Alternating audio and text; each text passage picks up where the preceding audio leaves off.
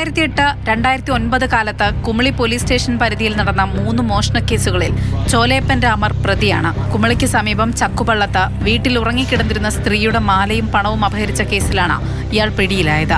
വീടിന്റെ പിൻവാതിൽ തുറന്ന് മോഷണം നടത്തുകയാണ് പതിവ് രീതി. ഇയാൾക്ക് കൂട്ടുപ്രതികളുണ്ടായിരുന്നു. 2008 തന്നെ 3ഓളം കേസുണ്ടായിരുന്നു. അതിനുശേഷം ഒളിവിൽ പോയിട്ടുള്ളതാണ്. അതിനുശേഷം ഇപ്പോഴാണ് നമ്മൾ പിടിക്കുന്നത്. ഇയാൾ സമാനമായ കേസുകളിൽ പ്രതിയാണോ എന്ന് നമ്മൾ പരിശോധിച്ചു വരികയാണ്. തമിഴ്നാട്ടിലും കേരളത്തിലുമായി നിരവധി കേസുകളിൽ ഇയാൾ പ്രതിയാണ്. കുമളി സ്റ്റേഷനു പുറമെ മുട്ടം, തൊടുപുഴ, പാല, മണിമല, പള്ളിക്കത്തോട് സ്റ്റേഷനുകളിലും നിലവിൽ കേസുണ്ട്. പോലീസ് കാമാക്ഷിപുരത്തെ ഇയാളുടെ വീട്ടിൽ നിന്നാണ് അറസ്റ്റ് ചെയ്തത്. കുമളി SHO അഭിലാഷ് കുമാർ കെയുടെ സംഘമാണ് പ്രതിയെ പിടികൂടിയത്.